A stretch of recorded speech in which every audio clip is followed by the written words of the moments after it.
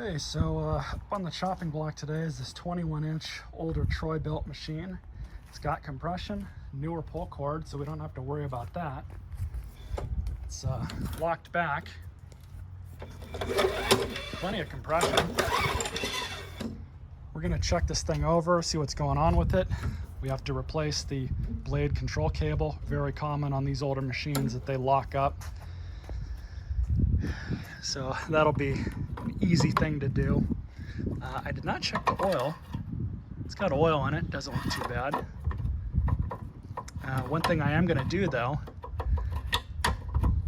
is we're gonna pull off the recoil and have a look at the flywheel key, make sure that's not sheared.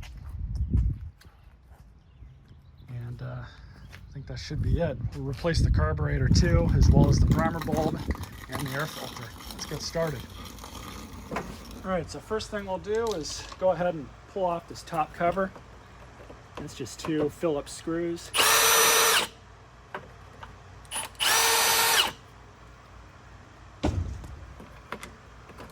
Just like that. Pull off the air filter. That needs to be changed.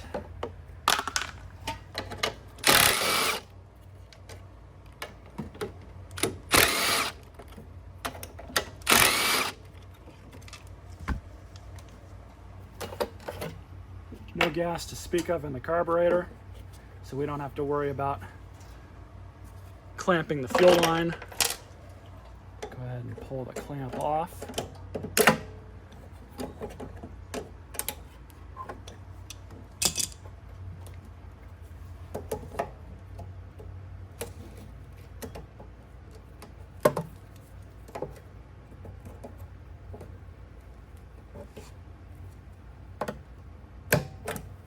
Go.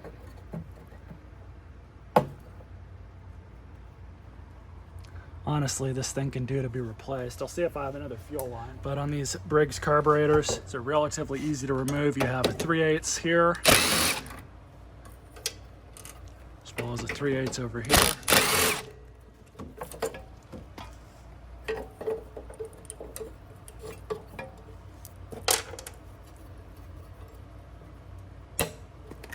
The new carburetor. Links for all the parts that I'm replacing for this video are in the description. So we have a new O-ring that goes there just like that. And look over your carburetor. Everything looks good.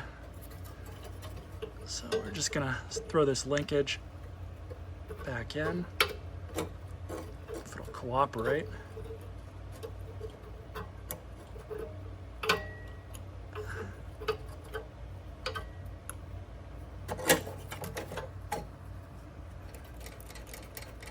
Okay, that works.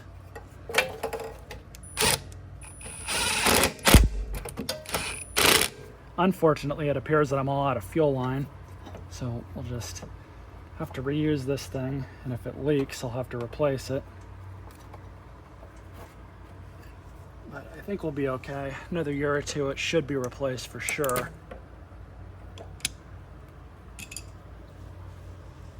So we're replacing the primer now.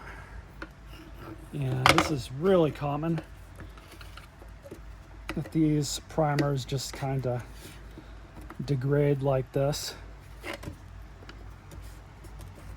Sometimes they are a bit of a pain to get out.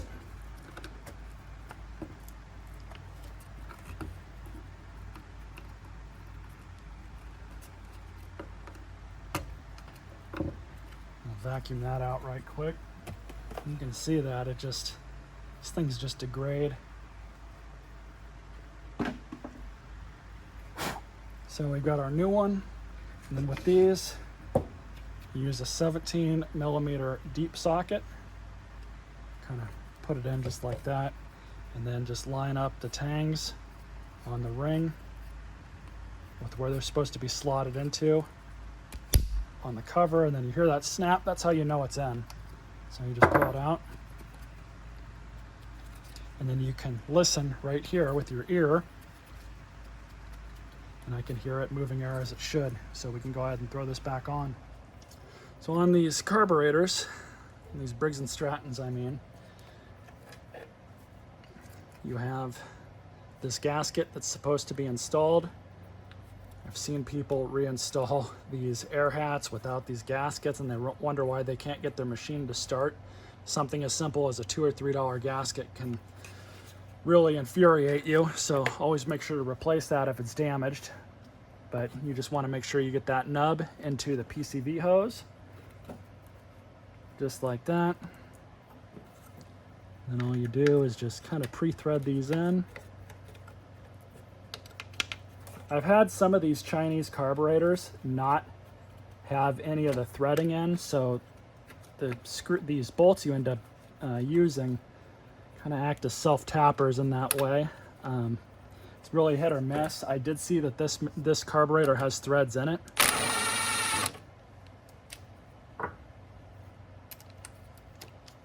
So I'm not too worried. Like I said, I'm gonna remove the recoil and have a look at that starter cup and see if that flywheel key is sheared. The blade does have some wear on it.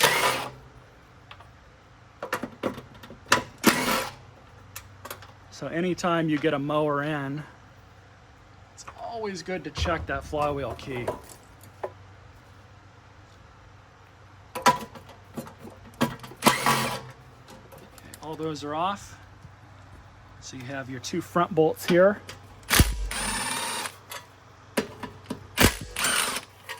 And then you have two in the back.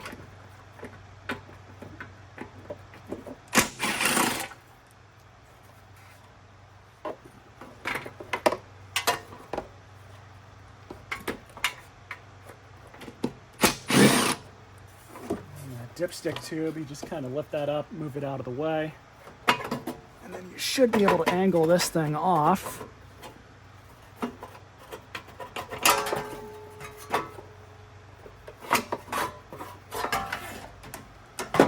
And what do you know, we got a bunch of crap under here, so vacuum time again, and I'll meet you guys back when we're ready to pull this off and inspect it.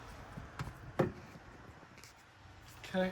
And for these, I like to use an impact. It's a 15/16. Just whips it right off. And what do you know? We've got another broken flywheel key. You can see it's kind of off just like that. So we're gonna pull this flywheel off and replace that. Be right back. All right, so this is kind of annoying having to do these, but they're really not that bad. You just kind of gotta get away, get moving. Kind of got to just move everything around, make it a little bit easier to get to.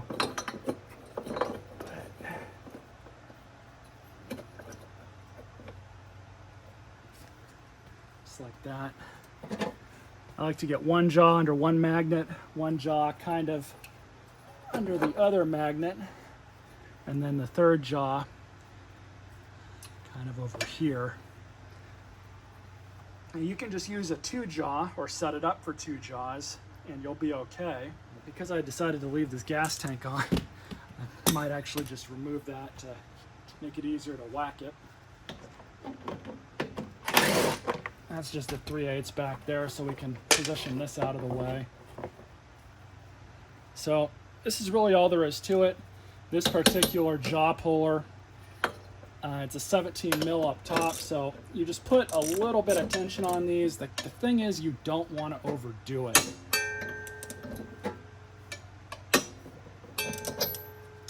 And you can adjust it accordingly, but now that I've got tension on it, move back here, put that out of the way, give this thing a good hearty whack.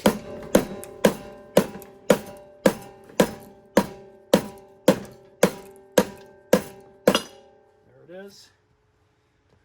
Sometimes you got to whack it pretty good to get them off.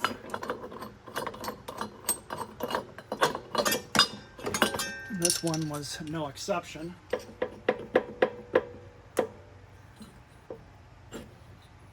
That's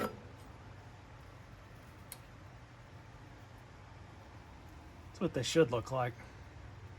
The whole idea behind these flywheel keys is how they're supposed to work in practice is if you hit something like a stump or a big rock and you have a sudden stoppage of the engine, That little flywheel key is supposed to protect the rest of the engine from basically catastrophic failure, throwing a rod through the block or, you know, what have you. And I'd say probably about 90% of the time it works. I have encountered some engines where the owner has hit something, the flywheel key failed to break, and then the engine was ruined at that point. Broken connecting rod or, you know, what have you. Usually it's a connecting rod end cap that breaks at that point. But all you do now is you just grab your flywheel, try and get it back on. Then you take your new key, you throw that right in there. Usually you can get them in from the top and get something like a flathead, tap her down, grab your cup and your nut.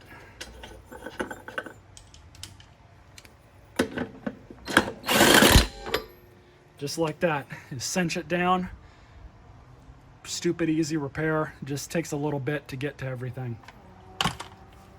So now that that's all done, you can put the recoil back on.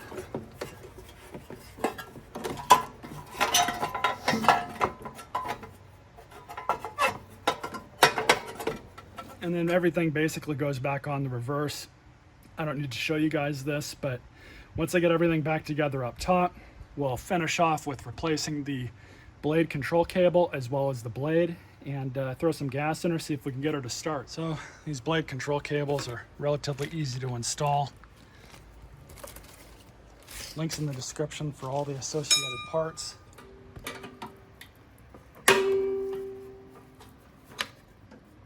That's all there is to it. Down here, remove that too. Now for these, you just get something like a flathead, kind of work it into it. They'll usually come out like that. And just pull it up and off. That's going in the trash. So then you just grab your new cable.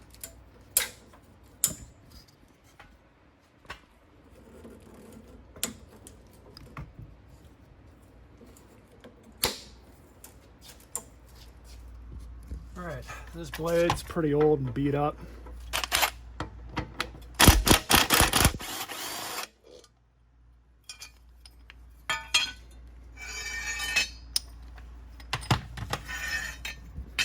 You can see the difference between the two. New blades are really cheap.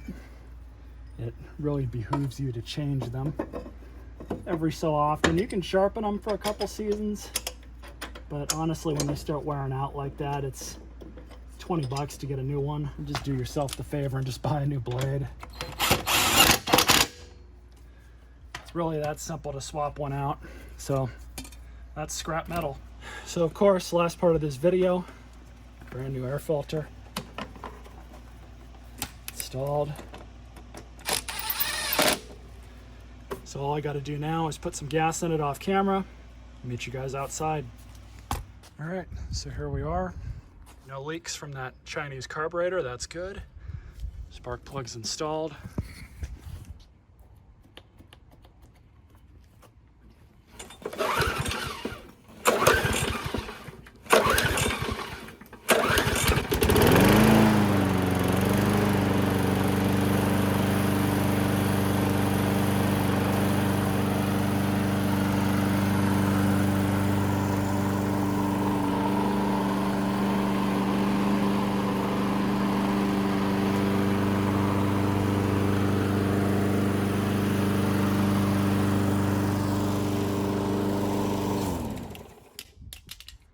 Well, I'm happy with that.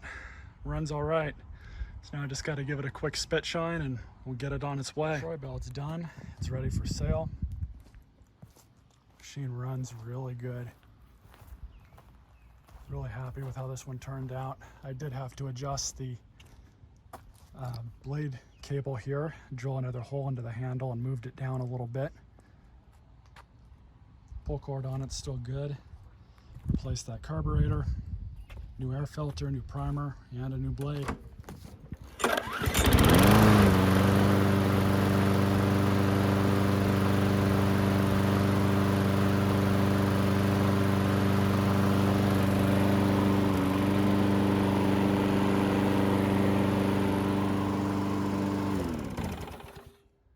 Runs great.